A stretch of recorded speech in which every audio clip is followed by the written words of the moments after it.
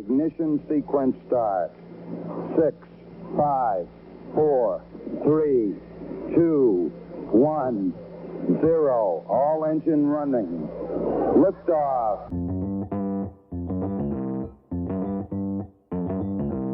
Live from Joe's mom's basement, it's the Stacking Benjamin Show.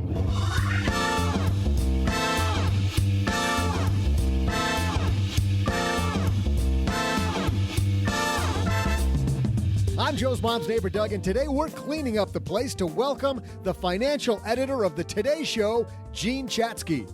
Plus, could you be taking advantage of the market volatility? During our headlines, we'll cover why the number of homeowners refinancing their mortgages soared this month. Then, during the Haven Lifeline, with mortgage rates low, does it make sense to refinance?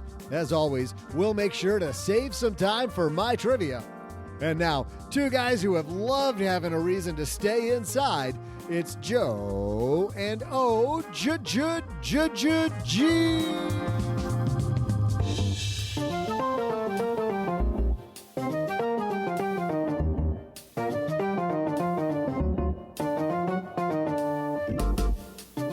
It's always more fun to stay inside when you're not forced to stay inside. It's like an extended snow day. It is. I wish it were a snow day, but it's a whole new world there, my friend. Hey, everybody. Welcome to Monday. A whole new world. It's like Aladdin. It's where we'll be. Yeah, that is so romantic. This one smells like old pizza and somebody who needs to shower. Just saying. Welcome to Monday at the Stacking Benjamin Show. You ain't got to shower if you ain't got to go anywhere, baby. I'm a conservationist now. I get that loud and clear. I got it all morning and not great. By the way, right in your face. If you want to find some talent to help with that new website that you're starting because you got all this free time at home, got to say big thanks to Fiverr for supporting Stacking Benjamin. So easy to find freelance talent for your business or product. Don't waste any more time. Get 10% off and the service you deserve by going to fiverr.com. Then use code SB. Jean Chatzky is coming down to the basement. Notice how far away we've set the chairs, though, OG. Hello over there. I know. There. We're going to talk financial planning and women. However, if you're the same sex that OG and I are, there's a lot here that's for both sexes. So Jean coming down to the basement. But first, we've got a couple of headlines, maybe a couple headlines. So let's get this party started. Hello, darlings. And now it's time for your favorite part of the show, our Stacking Benjamin's headlines. In our first headline, this comes to us from CNBC. There's always a silver lining. We'll classify this OG under there's always a silver lining. Little lemons and lemonade here. IRS extends tax filing deadline to July 15th as coronavirus spreads. Munitions says this is written by Dan Mangan and Darla Mercado. The IRS is extending the federal income tax filing deadline to July 15th as part of a growing effort to stem the financial pain from the coronavirus pandemic. Treasury Secretary Steve Mnuchin announced Friday. The move gives Americans 3 months more than they normally would have to file their income tax returns for the 2019 tax year without incurring interest or penalties. So, OG, good news for those people that are usually working feverishly on April 14th. They can still work feverishly on April 14th, but now they're going to actually be 3 months ahead. Just like filing your income taxes in January. Early's on time. You always had the choice to file an extension, and I think a lot of people might have considered doing that. But now the good news is not only do you have the time to automatically do your taxes without having to do an actual extension form, but you also have an extension to pay, which is fantastic. So... Well, and initially the government, as you know, maybe a lot of our listeners don't know, initially the Treasury came out with a deal where people were still going to have to file by April 15th. But because of all the financial concerns that everybody has, you weren't going to have to pay till July 15th. And you and I, you know, when we didn't have the recorder running, we were taking bets on the over under on how many people were going to just not file because they thought they weren't going to have to. So this just completely takes care of that confusion. Makes everything all lined up, right? But if you think you're going to get a refund, don't wait until July. No. Get your stuff done now. Man, especially with the job insecurity people have now, the tough stuff just across the marketplace. Get your toilet paper early. Get your tax refund early. And I think that if there's any sort of stimulus income that's coming, it's going to be largely based on your tax return, right?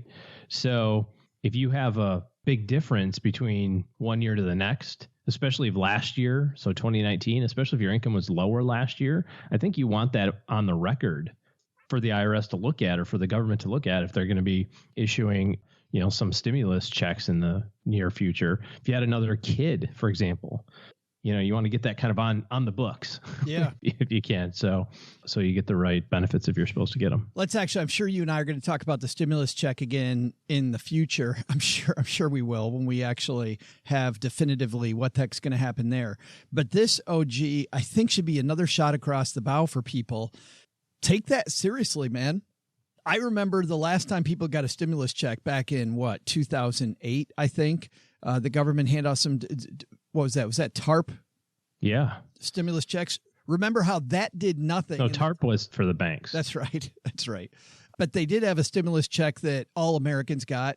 And remember what you and I were talking about back then? People were going to blow it. And what largely happened? People blew it. And but that's what the government wants people to do. Well, yeah, but you didn't even see that. That didn't, remember, that ended up being like a speed bump. It didn't end up being anything. It didn't really help. It didn't do. So don't do what the government wants you to do. Use that as a way to begin either paying off some of your debt, finally get an emergency fund. I feel really bad for people that are losing their job and don't have an emergency fund. Those are the first people just taking the hit here.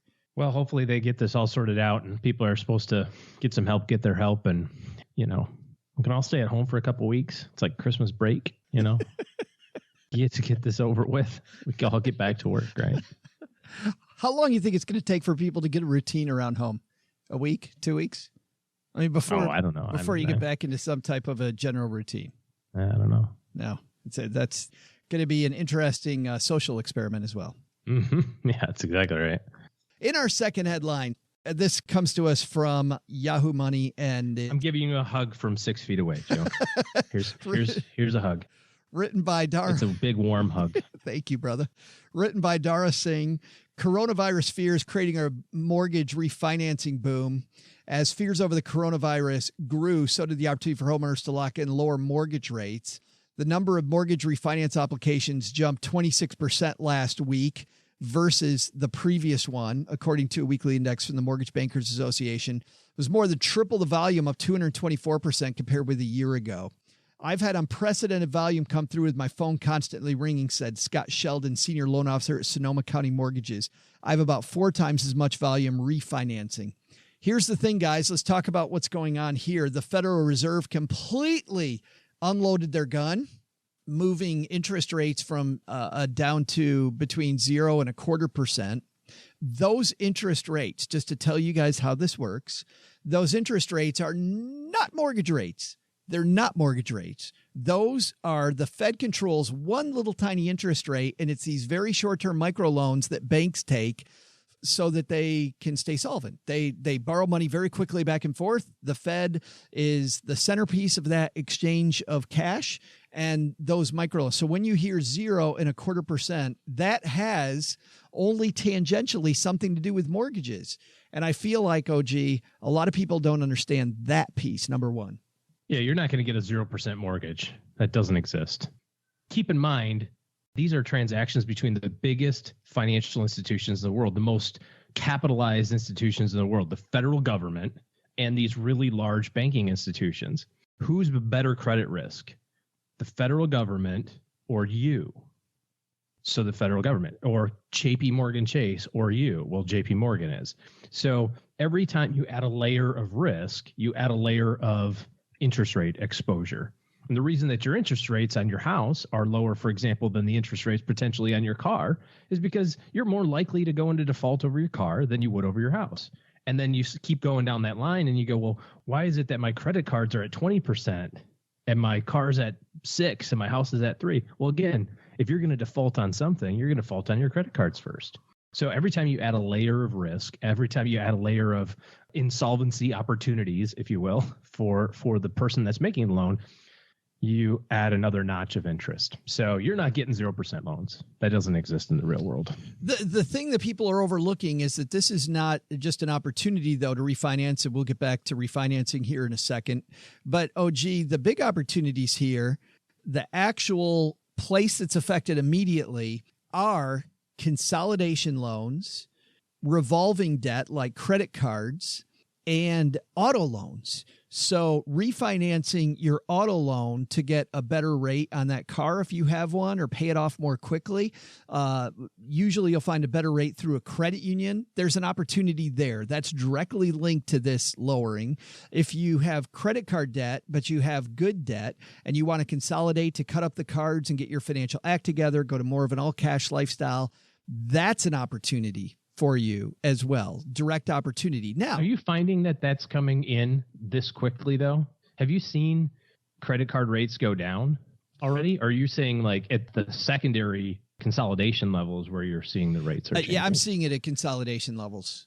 Yeah. Consolidation. Okay. Yeah. I haven't noticed yet anyway in any of the big ones, them making a marked change yet. No, they definitely will, because when you read the fine print, they have to, especially if you've got an adjustable rate credit card, it will remark. Mm-hmm. So, but I believe that that's going to be a month or two away before we see it's like the 90 days away or something like that. Yeah. Now mortgages might happen, but here's what has to happen for mortgages is that when it comes to your mortgage, guys, that has to do with treasuries, and the fact that during this crisis, treasuries have been bid up. What happens is it's an auction, but this auction works differently than any other auction that you and I have been to. You go to any auction and people pay more, right? What they actually auction when they auction treasuries off is the government asks who will pay a lower rate. So just to make up numbers, they got a room full of people like any auction, and they say, so who will pay me 5% for this debt?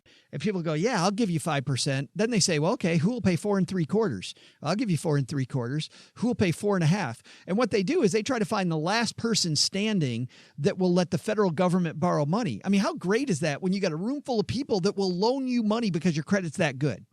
That's what happens. Now, as those rates go down at the auction, the value of existing treasuries that have already been sold at auctions before, those go up in value, because would I rather have the new treasuries that are at a really low rate, or would I rather have the older treasuries that are paying a higher rate? I'd rather have those. Well, the people who loan money to the government at high rates know that, so they raise the price. So as the price goes up and interest rates drop, you will find mortgage rates then go down. Is that happening too? The answer is absolutely. Absolutely. Mortgage rates are better, OG, but it's a little different mechanism, usually tied, I'd say, fairly closely. We'll see the Fed lower rates and mortgage rates go down, but it's a little tangential. But still, I think people calling to ask about refinancing their mortgage right now are doing the right thing. The thing that I want to talk about when it comes to the mortgage refinance thing is to actually do the math. And we've been talking about this for a couple of weeks now about how we're going through and looking at 10-year rates and 15-year rates on our personal stuff. The fact of the matter is that it actually costs money to refinance your house, right? There's closing costs and prepaid taxes you've got to pay and all this other stuff that's out of pocket. And sometimes you can roll that into the mortgage, but it's a cost. It's a line item that you can look at and say, here's how much it costs. So I want you to do the calculation. If you're sitting there and you've got a 4% rate and you've got 25 years to go and you're thinking, hey, I can get this down to 3% and pay it off in 15.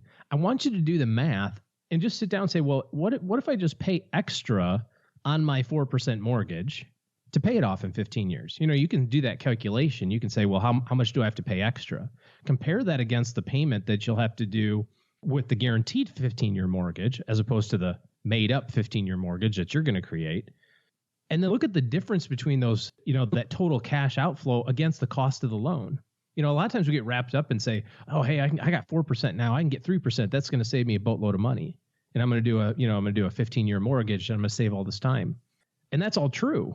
But you can also create that 15-year mortgage. And I think that's always been your point, Joe, is that, hey, I can create this 15-year mortgage with any amount. You said it last week. You said, hey, just because you have these terms doesn't actually mean you have to follow them. That's the maximum acceptable term. Right. as the CFO of your business, that was your point from last week. As the CFO of your business, you can do whatever the hell you want to do. You want to pay it off in 5 years, pay it off in 5 years. You got to do what's right for you. I love taking the bank. But don't just blindly. Yeah, I was just going to say, don't blindly just look at this and say, well, I'm at 4. I can get 3. Winner, chicken dinner. I think you'll be surprised to see it'll save you money. But I think you'll be surprised to find that it might only save you 15 grand over 20 or 15 years. It might save you 30 grand over. And you have to decide, is it worth all of this extra stuff for that savings? And maybe it is, or maybe it's not.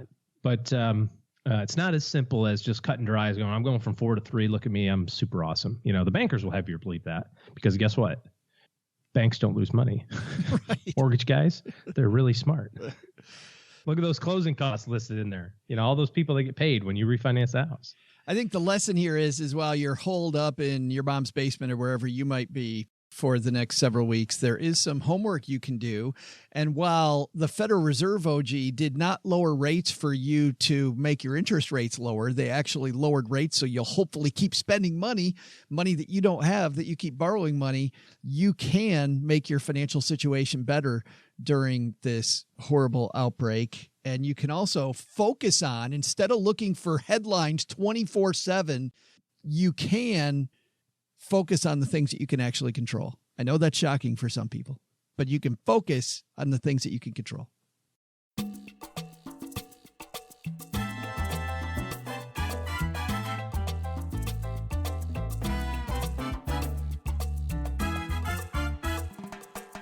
Jean Chatzky here, OG, and I think it's probably going to be good that, I don't want to talk to her about coronavirus. I don't want to talk to her about the stuff going on with the stock market right now. Let's keep it much more rule-based. This is what it is. And let's talk about the things that are going to be important long-term. Jean is, of course, the financial editor of a little show called The Today Show. She's also an award-winning personal finance journalist. She's AARP's personal finance ambassador. And of course, host of the podcast, Her Money with Jean Chatzky, and runs the Her Money community, which has just been fantastic to watch that take off over the last few years. I get very excited every time Jean comes to visit down in the basement. Let's say hi to our friend Jean Chatzky.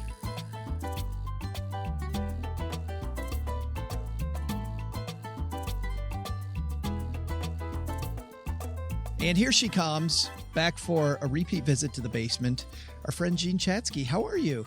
I am good. I'm good. And you? I was wondering if you just come by because you think we have a frequent flyer program, like if there's a frequent basement visitor program. I'm waiting, to see what the perks are, what the rewards happen to be. Basement brownies, perhaps, or basement bugles, my favorite snack. Anything that's alliterative. Somebody was saying, maybe mom has muffins. There we go. Mom's yes. Muffins. Every fifth visit, you get moms. I think it's you, then David Bach, and then Jill's behind you, Jill Schlesinger, for like most trips. But you're here for a great reason. And before I get to women with money, I want to ask you about this, Jean. We just last week had a very interesting gentleman on the show, Nathan Hamilton, and he's the director and industry analyst at The Ascent, a Motley Fool site. Mm-hmm. They did a story about taboo topics, and I won't go over it that much, but what kind of leads into your book and frankly what you do all day long is looking at how women communicate about money. And from their study, it says percentage who think it's taboo to discuss personal finance by gender. 60.2% of women in their study think it's taboo to discuss personal finance, while 53.6% of men think it's taboo. Does that surprise you that more women than men think it's taboo to talk money? It doesn't surprise me. It's why we do what we do at Her Money, because we're trying to foster this environment where women feel comfortable talking about money. It's why we have these women-only Her Money happy hours, because when we're with groups of other women, that's often what it takes for us to open up. But I would have been interested to see who they were being asked to talk about it with. I do think in mixed groups, and I've seen this over the years when I go out and I give talks and give lectures, when I'm in a group of all women, they can't wait to get to Q&A. They can't wait to start raising their hands. When I'm in a mixed group, sometimes it's really, really difficult to get things going because I think women and men have a lot of shame in talking about these things around each other. We were talking to a man recently who had a group for men and a separate group for women, and they talk a lot about money. And he said specifically what you, I think, are alluding to, Jean. He said, men often get their, what did he call their peacock feathers up? And a lot of times women don't want to talk about money with men. And so he made two, in his view, separate but equal groups. But I got a lot of pushback saying that this guy was crazy, that I shouldn't have even been talking to him. I don't think he's crazy at all. I mean, I have not been in one of those groups of all men because that would defeat the purpose, right. Clearly. But I do know that when I gather a group of all women, it is very open. People want to share. People want to talk about these things and don't feel like they've had the forum to do it in the past. I mean, that's why we exist. And we've gotten pushback on it too, from people who say financial advice really isn't all that different for women and men. Jane Bryant Quinn, who I love, used to say stocks are not pink and they're not blue. Money's not pink and it's not blue, it's green. And she's right. However, I do think we need to be somewhere where we are not just comfortable sharing information, but comfortable receiving information, because that's the only way we're going to learn. Well, and I want to start there talking about women with money, because in the introduction, you talk about an event that I won't get invited to because once again, it defeats the purpose. But you have these Her Money happy hours that you've had around. Right. Tell me about these, because this is really interesting how women seem to open up about their money in these groups. Right. So we developed a party game. Essentially, we developed a deck of cards. I will show you one. This is our Her Money happy hour deck of cards. And we have these leading questions. Everybody picks a card. We go around the room and we open up the discussion. So here's a card. It says, would life be better if you could say no more often? What can you do to change that?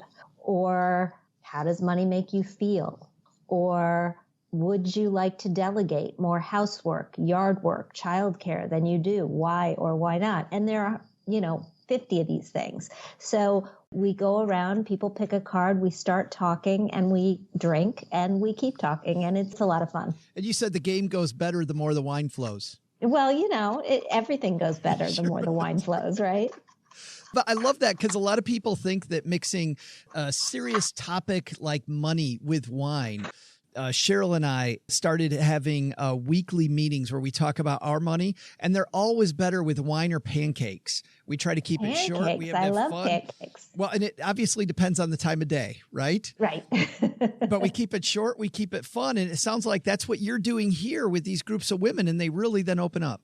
They do. And look, sometimes I think we just need an excuse to talk about this. I mean, even when I talk about money with my husband, we schedule it. We will say, all right, we're due. Let's sit down and let's talk about this. Can you do 2:00 on Saturday afternoon? Can you do 3:00? And just because we have a set time means it actually gets done. It's kind of like we know we need to make a trip to Costco because we're out of paper towels. Well, can you do this on Thursday at 8:00 at night? Maybe. Okay, let's go. And knowing that you've made a commitment enables us to get going.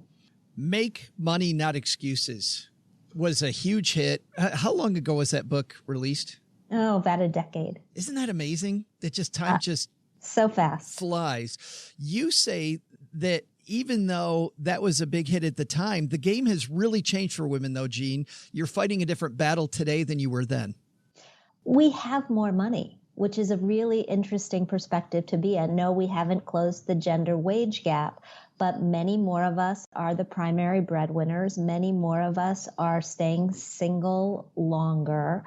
Many more of us are going to be recipients of a big wealth transfer from parents, or will inherit from husbands that we'll outlive. And we need to be in a position where we feel competent and powerful enough to manage this money. You say also that you're more opinionated now than you were a decade ago. You bet. I've turned 50, and that just enabled me to get real opinionated real fast. It is funny. I'm 52 and I'm like, I feel exactly the same.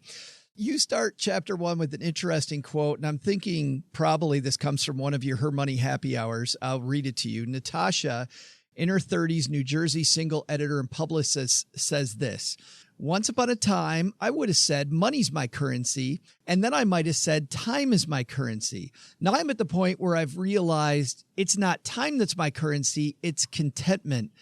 And I want to walk through that because I love that. And I think as I get older, I think the same thing. But then I wonder, Jean, if these aren't stages, right? Because I remember back in my early 20s where I would have said that money's my currency, because at that point, I mean, if I didn't have enough to live on and I was just getting by and I had to deal in money's my currency. I wish that I wish I could have focused on time, but I was more worried about what to eat tomorrow. And then maybe the second piece was, a little Vicki Robin-ish, you're trading time for money. And then you get past that and it's transcendental. Are these kind of stages? I think so. And I think what you described is completely accurate. When we talk to people, when we look at people who are not living comfortably because they don't have enough money to live comfortably, of course money is going to be the focus, because money actually at that point can make a big difference in your overall happiness and peace of mind. But as we get older, as we get a little bit more comfortable with our resources and a little more able to control our own clocks, then I think we need to look at the question of what do we really want from this life, and what are the tools, whether it's money, whether it's time, whether it's something else, that we have at our disposal to get those things. Had I had in the 20s the framework that Natasha had, that contentment ultimately is what I'm going for, I think I would have got there much quicker. It's those big goals, right? Yeah. And then it's trying to figure out, okay, which levers can I pull on in order to boost my level of overall contentment or well-being, right? As the positive psychologists like to call it. You go through 3 different concepts asking readers, what do you want from your money? First up is freedom. Then you talk about flexibility and time. Those 3 seem to come up a lot. They really do. And I think particularly for women, when we think about what does money really buy you, right? I mean, I think where Natasha got from going through this framework is to the realization that money's a tool.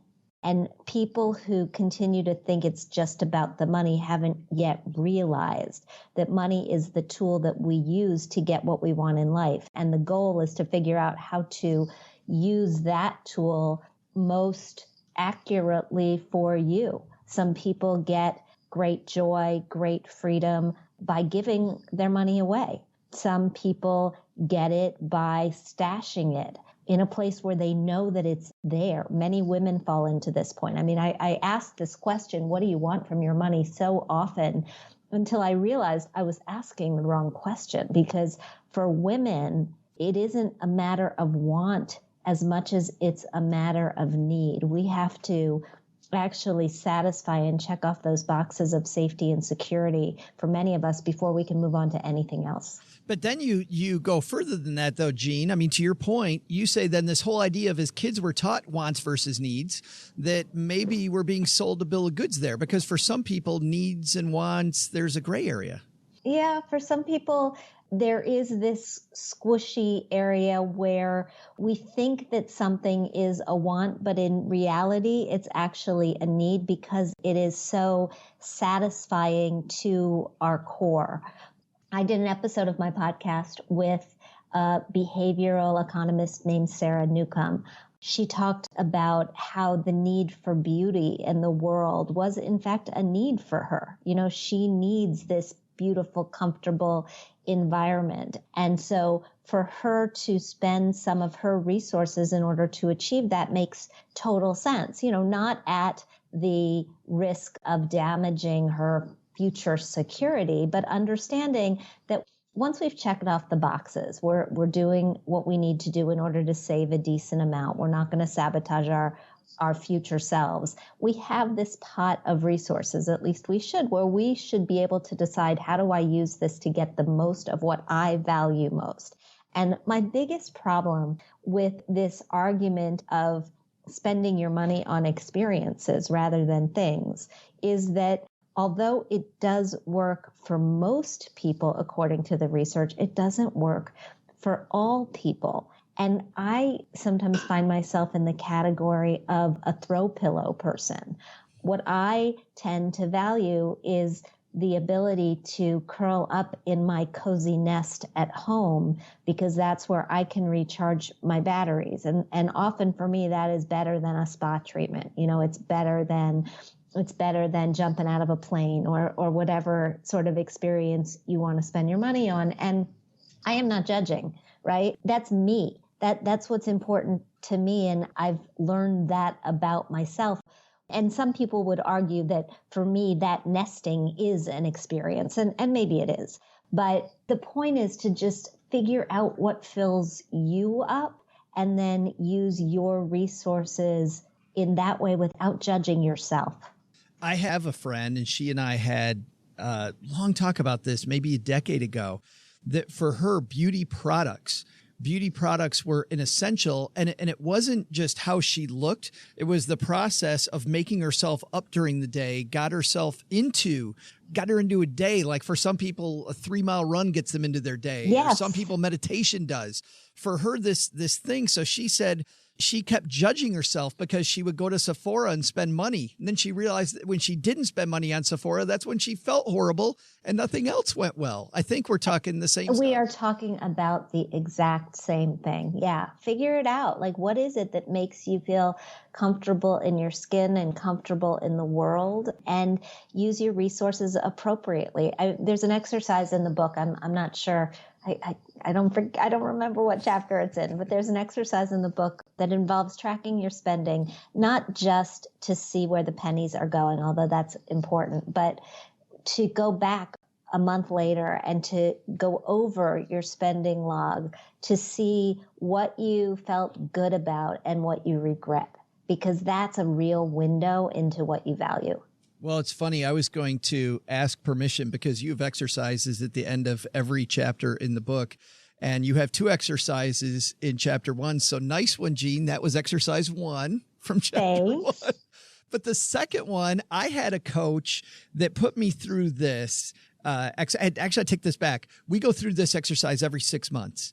This is an incredible exercise for everyone listening, and it's the second exercise in chapter 1. And it says, look ahead, and it's a wheel, and you, at least the way my coach does it's a wheel, but you have these different aspects of your life, and you grade each one on a scale of 1 to 10. Actually, there's 7 different ones: family, work, relationship, friends, health, community, religion, and hobbies. And twice a year, we go through those and we rate them. And I was so surprised, Jean, at the end of chapter 1, like, this is a fundamental exercise that you say that we should probably all do. What are you trying to get out of this? I'm trying to get a sense of, are you giving certain portions of your life short shrift in terms of time?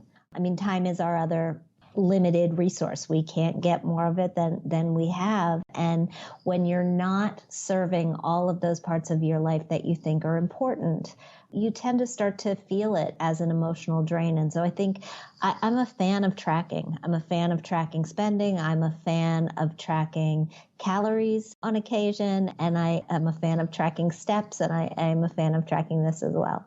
I have to tell you, Jean, just how powerful that exercise was for me. And I know I'm not the target gender for the book, but this totally worked for me. We started these weekly money meetings because I was scoring low on my relationship with Cheryl. And then I became my Cub Scout den leader for my son and assistant soccer coach for my daughter, because during another 6-month period, I really wasn't paying any attention to my kids. I was so focused on work. And then I started board game night with friends once a month because I just wanted to get together with a group of people and play games, because I wasn't paying enough attention to my community. I was so involved with work, which sadly, and this I think is sad, is that I was almost always a 10 at work. But it was the other areas that really made my life better where I was missing out. And that was really sad. So I'd encourage everybody to do this exercise. It's powerful. It is. It's really, really powerful. I have to ask what games you were playing, or what games are you playing? Because we're a fan too. Oh, my goodness. Well, Ticket to Ride is a staple at our house. I don't know. Oh, if I you guys don't like Ticket know to Ride. that one. Oh, well, you got to try that. Have you played Code Names? I have not. You know, I think we're very old school. We play a lot of Balderdash. Oh, yeah. Yeah, we play Apples to Apples. Absolutely. Sometimes we play Settlers of Catan, but that's about as progressive as we get. Settlers of Catan and Ticket to Ride are about the same weight. You know what I mean? They're about the same strategic level. So that's that. Yeah. Well, you got to come over and come to board game night sometime. Is it in the basement? Of course it's in the basement. Where else would we have it? The book is called Women with Money. We walk through actually just the first chapter, and you really dive in here, Jean. Do you mind telling us about what you cover after that?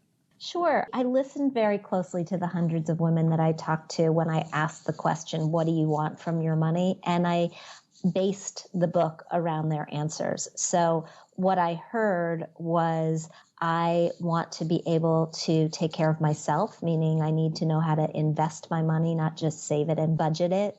I want to be able to take care of my kids and launch them. I want to be able to help my parents if they need it. I want to leave a legacy and give back to the community and the causes that I believe in. I want to buy a house. So all of that is in the book. And it's, of course, available everywhere. It is. I would be remiss if I didn't ask you about Her Money. What's happening there? You could tell us some secrets about what's coming up, I'm sure. Her Money is chugging right along. We are now publishing 2 newsletters a week, one on Tuesdays and one on Fridays, free. Of course, you can sign up at hermoney.com. The podcast comes out weekly. Catherine and I were just in the studio today taping a whole bunch, so I'm excited about that. Really good shows coming up.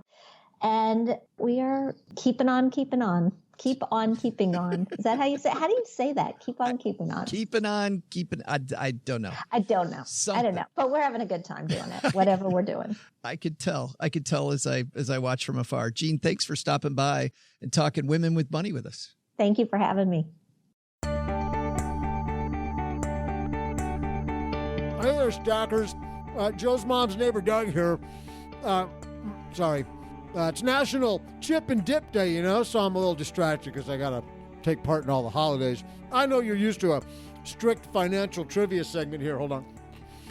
But we hold it against a guy if he mixes things up a little bit. I mean, I got to just bend your ear a little bit on this one. I got to vent. You see, Joe's mom bought these store-brand chips. I'm all about saving and stacking the Benjamins just as much as the next guy, or gal. But doesn't it seem wrong to not go with a top shelf chip on a national holiday? Am I wrong here, people? I don't think so. And you know what? I'm going to put my money where my chip is. Here's today's trivia question. Of the leading tortilla chip brands in the U.S., which tortilla takes the coveted spot of being the most bought in America? So here, let me redo that. Leading tortilla chip brands in the U.S., which one is the top? Which one, who sells the most in America? Excuse me. I'll be right back with your answer after this taste test. Oh, that one's not so good. Like Mom says, when life gives you lemons, OG, make lemonade. And one thing you can do is start that new small business you were thinking about. You can start incubating it, maybe get your presence online, use a little bit of the time that you have to begin thinking about creating different income streams. And if you're going to do that, you're going to find yourself working with freelancers, and a great place to find them is Fiverr. We work with a lot of Fiverr-based freelancers here in the basement. whether it's voiceover artists, and we've hired several of them, people to look through scripts for us. We have hired people to do video projects for us. Fiverr's been a fantastic place, but it's not just for podcasting. It's for lots of different freelance areas. So let's talk about finding freelance talent for your business or project. Finding the right person, normally without Fiverr, be time-consuming, frustrating, expensive. It's hard to figure out where to go to find the talent, not sure what it's going to cost, not certain whether they'll deliver or not. You're kind of taking their word for it. Well, thanks to Fiverr, finding the right freelancer doesn't have to be a struggle. Fiverr's marketplace helps you get more done with less. Fiverr connects businesses with freelancers who offer hundreds of digital services, including graphic design, copywriting, web programming, film editing, and more. Find what you're looking for instantly. You can search by service, deadline, price, reviews, and more. If you don't think you're going to find it anywhere else, just look at Fiverr. You're like, I wonder if somebody does this. Probably going to find somebody that does that thing that you need. 24/7 customer service, quality talent you can count on, and sellers have worked with some of the most influential brands in the world.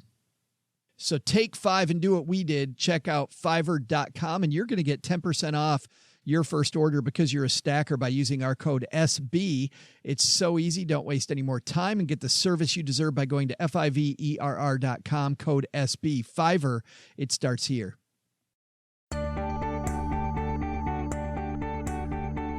Welcome back, dip lovers, Jip and dip lovers. I'm Joe's mom's neighbor, Doug. So let me ask you this. Which side of the chip and dip do you fall on? Not following me? See, some of us are more intelligent folks recognize the chip for what it really is. I mean, sure, the chip needs to be delicious and salted just the right amount. But, in reality, chip is pretty much just like a transport vehicle. Just a mechanism for Joe's mom's dip. And you put that bad boy down in the guac, you're scooping just as much mole as chip can structurally hold. The structure of the chip's pretty important too. Structure and like the salt content, but really it's just got to get that green slop into your face as fast as possible. I know there's at least one of you out there who merely accent the chip with just like a light grazing of dip. My God, you heathens. You're doing it wrong, but I shouldn't make fun because that just means I get more dip for myself.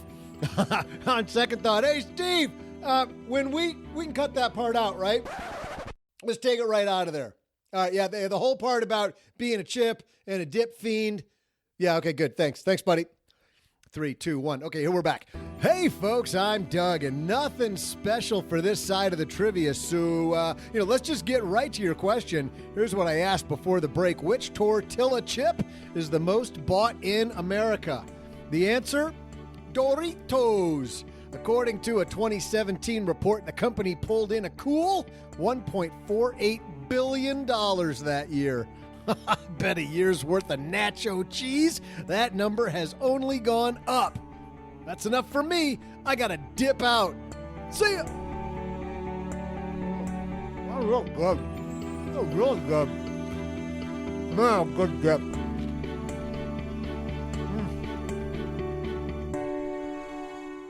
I think that's a technicality. I think they are a tortilla chip. It's just covered in stuff, OG. It's a tortilla chip covered in stuff. I think you're a tortilla covered in stuff. I feel like one, although you're the one that needs the shower. Just saying. Hey, let's throw out the Haven Lifeline and tackle some of life's most important questions. Our friends, there's ever a time to talk about term life insurance, it's now. Our friends at Haven Life Insurance Agency, they put what you value first, OG. Is it family time and hanging out in the basement? Yeah, it's just another day as usual for me. So that's why they buy quality term and life insurance. Actually simple. Head to stackingbenjamins.com/Haven Life now to get a free quote. The cool thing here is I never thought about this. You don't have to wait several weeks for a decision with Haven Life. Also, for a lot of people, they don't have to worry about the medical exam stuff, which imagine right now going to a hospital to try to get a medical exam for your insurance or having somebody come over. You're like, no, thank you. I really don't want to do the medical exam. The application's simple online, and in most cases, you're going to get an instant coverage decision. Prices are affordable. They're offered by Mass Mutual. more than 160 years old. Today, we're going to throw out the lifeline to Phil, who had this comment in our basement Facebook group, OG, and I thought we'd dive into this one today. He says, good morning. My wife and I decided last year to pursue a home equity line of credit to make home improvements. We took out $50,000. The beginning rate is 5.65% with a maximum rate of 11%. We have 25 years to pay the home equity line of credit off. Here's our challenge. We have 23 years left on our mortgage, and we promised ourselves we'd not do a remortgage to pay for the home improvements since we'd have to finance the closing costs. But then I got to thinking, if I can get a loan to refinance at 3.99 for 20 years, hopefully, doesn't it make sense to refinance? I don't have a math mind, but over the course of time, it seems like we'd save more than the closing costs. Thanks for your thoughts or suggestions. Well, Phil, we thought this was important enough, especially since our headline today was about mortgages. You think that's a good strategy, OG? Well, it's just like what we talked about 10, 15 minutes ago. It's going to be unique to you. Every state's a little different in this. What I found out, so I live in Texas. In Texas, you can only do one type of cash out type deal for your home in a 12-month period. The second thing is, so he's got a home equity loan and a primary. I also found out that in Texas anyway, this is what I was told, if you put those together, that's considered cash out, and you can never do another home equity loan again on that house. To get cash out, you have to refinance that whole deal again because that's the cash out loan. Yeah, if that makes sense. Right. Every state's a little different on how they handle that. So one, you got to be aware of that. And then secondly, you're absolutely right. You could save interest on doing it. You can ask the bank right now if they can recast that home equity loan. You can ask them and say, hey, the rates were 6% when I got this thing a year ago. What's your best deal now? We just redid our home equity line of credit and kind of the same deal. We're about 5% or something like that, 5.25%, I think. And it went down to 4% with no closing costs. So that might be a solution also. You can kind of meet them halfway. But don't discount the opportunity that you have to just make up your own loan program. A lot of this really just ultimately boils down to how are you best? I know for me, if I have an obligation, I make sure it happens. I'm going to pay my bills. I'm going to make sure that, my employees are paid. I'm going to take care of everything else before I take care of me. I also know myself that if I've got a way out, I'm going to take it. So if I've got a 30-year loan, that's $2,000 a month, but I want to pay it off in 15 years and I get any sort of stress in my life, I'm just going to go back to that $2,000 payment. But if I've got a 15-year loan that's $3,000 a month, my whole thought process revolves around that. And so I accomplish it more quickly on my, for myself. That's just how I think about money in my personal life. So it's a multifaceted question and you can figure this out. Hey, I'm not a math guy. Bull crap. You can just do all the payments, figure out your payment, multiply by how many payments you got left, recalculate it with the new rate and see if you save any money. Yeah. And there's lots of calculators out there. I mean, don't fall into one of these mortgage calculators where they ask you for all of your personal information so you can use the damn calculator. I was just looking at refinancing our house here recently, and I just went back to the same old bank rate calculator, but there's plenty of places out there for you to do the math. Thanks to Phil for that question. That was in our basement Facebook group. If you've got a question, you can head there if you want. But if you really want to go to the head of the class, you get a T-shirt, people. Send us a voicemail. But even so, you go right to the head of the class. We got to keep Brad employed. We got all these T-shirts. We need to get rid of them. Take one for the team. It doesn't have to be fancy. I know, man. The problem is that people got a little cute, Joe. Yes. And when people got cute, it scared off normal people. So you don't have to be cute. No. Just ask your question. We'll send you a code. Brad's happy. He gets to make more T-shirts. That's right. People helping people. Let's keep small businesses alive. Brad Lark's business. And if you think, by the way, that's us selling T-shirts, I would love to show you how much money we make on T-shirts because it is zero. Well, we don't make any money on T-shirts because we're giving them away. I know. It's great. StackyBenjamins.com/voicemail for more. By the way, during this crisis, OG and his team are open for business. I know there's a lot of people that are worried and want to talk to somebody face-to-face rather than even call the Haven Lifeline. To talk to OG about your long-term financial situation, it's StackyBenjamins.com/OG. All right, that's going to do it for today. Doug, you got it from here, my friend. What should we have learned today? So what should we have learned today? First, take a lesson from Jean. Ladies and men, the game has changed. It's time to figure out how you manage your money better and take charge. Second, take a lesson from our headlines. Even in negative situations, always look for the silver lining. You could just end up saving yourself a few Benjamins. But the big takeaway? Always question it when Joe's mom wants to share a bowl of salsa. She never shares. Where do you even find extra spicy salsa at Walmart? Hot! Woo! Milk, anyone. I need some milk. Give me the leche. All right, can I be done here? Because I can't even feel my lips. Special thanks to Jean Chatzky. You can find more from Jean at her site, jeanchatzky.com, or through our show notes at stackingbenjamins.com. You can also check out hermoney.com for a whole community of women working together to achieve more. This show is created by Joe Saul-Sehy, produced by Richie Rutter-Reese, and engineered by the amazing Steve Stewart. Online, visit us on Twitter at SBenjaminsCast or on our Facebook page. I'm Joe's mom's neighbor, Doug, and I'm a lot deeper than you realize. In fact, sometimes I just stand in front of my mirror and reflect. SB Podcasts may receive payment on the show from sponsors and guests in the form of books, giveaway items, discounts, or other remunerations. That's a big word. There's no way you take advice from these dorks, but like Joe's mom always says, don't take advice from people you don't know. This show is for entertainment purposes only, and before making any financial decisions, consult with a real financial advisor.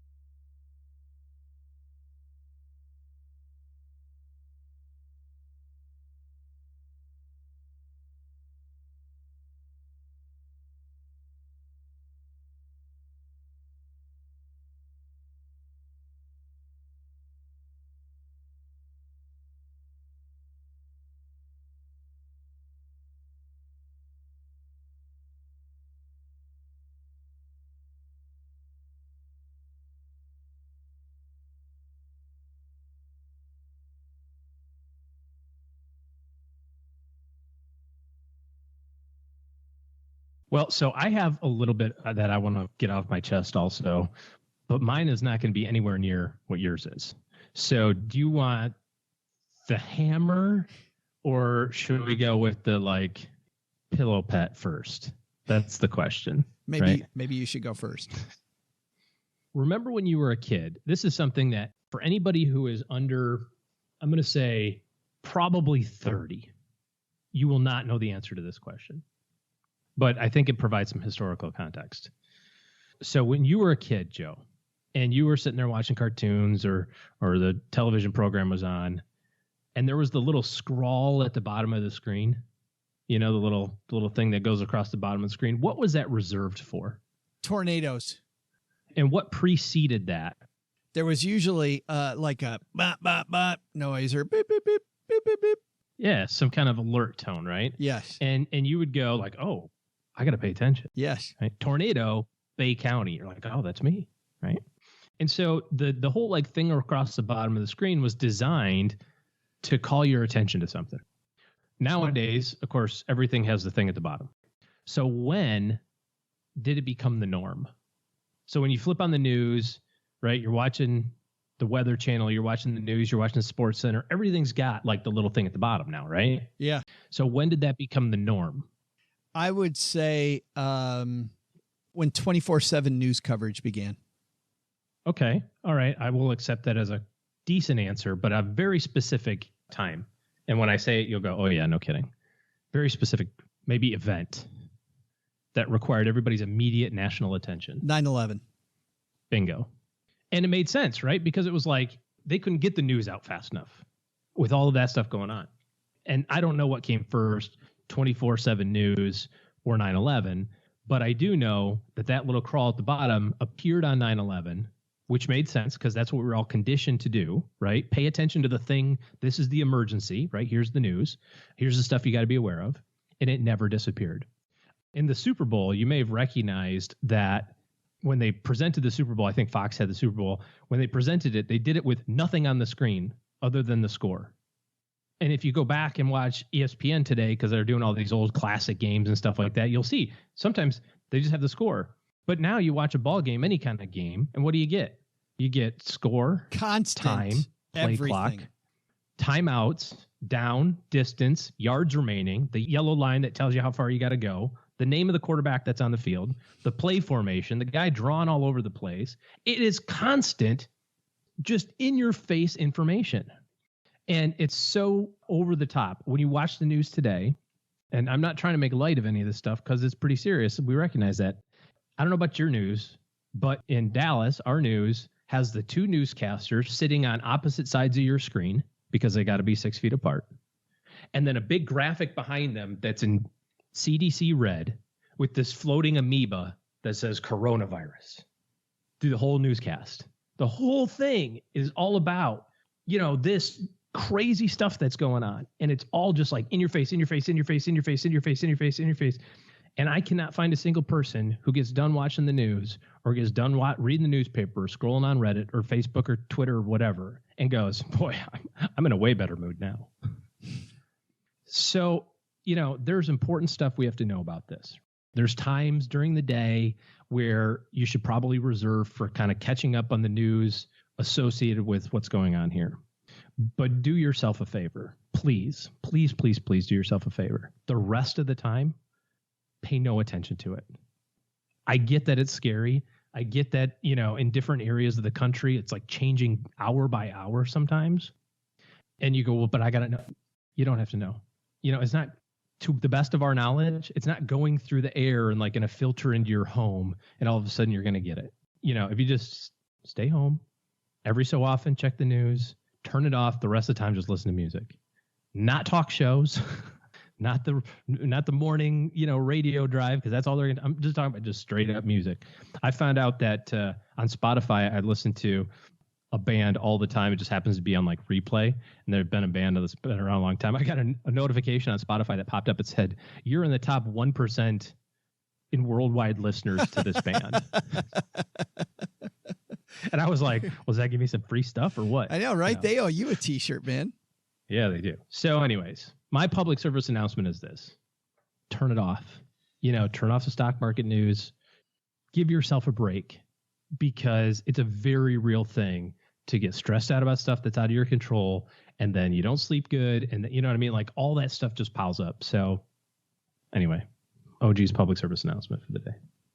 Well, I do have something, OG, and it's not, I don't know if it's a rant or what it is. I just have to say, like you, I feel really bad for people who haven't been through this before.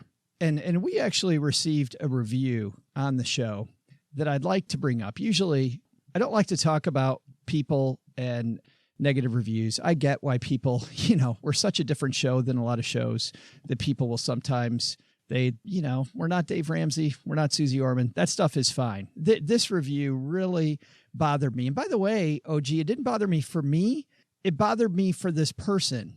And I'm actually not going to talk to Artie in Warsaw here that left this. I kind of wanted to talk to everybody about this because Artie from Warsaw says this. Show's not bad half the time. And actually, he gave us 3 stars. So thanks for that, Artie. But Artie says show's not bad half the time.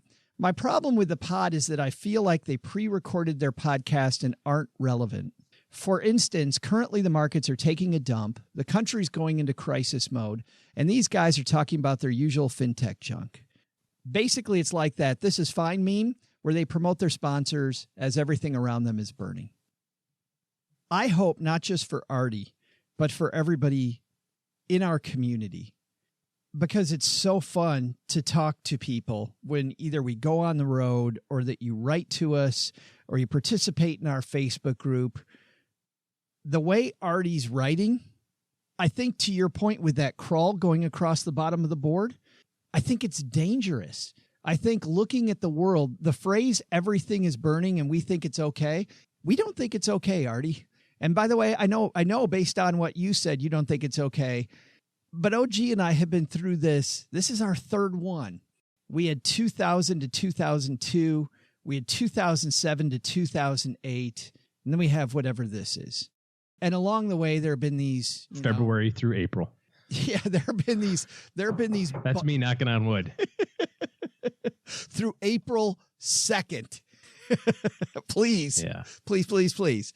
But we've been through this. And the reason why we continue to focus on the fundamentals, he calls it fintech junk. And I feel maybe his frustration that we're not 24/7 coronavirus like the scroll that you talked about, OG. You don't want to focus on that stuff. You want to focus on the fundamentals. When I started as a financial planner, Artie, in 1993, one of the first things I was taught was you needed an emergency fund. Every one of my clients needed an emergency fund. And we had to have a debt payoff strategy. A lot of people have debt. Not many people have a debt payoff strategy. And we have to be able to manage money on a daily basis well so that we can focus on the long term. And I know that a lot of people are hurting on the short term. I get that. But I also get that the fundamentals haven't changed. And even though the news around you has changed and rush hour isn't rush hour anymore, and there are people in hospitals and there are people losing their jobs, if you don't focus on the fundamentals, you're going to start making some big mistakes. And this time, OG, is when people make some big mistakes. And that's why we focus on manage your energy versus your time. Use tricks using your phone. Using fintech so that you can get where you want to go more quickly. Automate your financial picture. I really get worried. And I'll say this, if somebody wants to just write me and talk about how you're feeling, feel free to do it. If you're feeling down and you feel like it's not, that you just want to sell everything, that you're not sure where the future is. I'm not an expert in terms of being I'm just a guy who's been through a few of them. So I'm not a psychologist, but I'm very happy to talk. So Artie and anybody else that wants 24/7 coverage from us, you really don't. And I say that from a guy who's been there. You really, really, really don't. But I'm so grateful that she was with me on that island.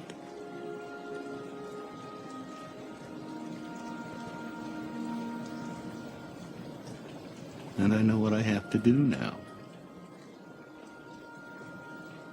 You gotta keep breathing. Because tomorrow the sun will rise. Who knows what the tide could bring?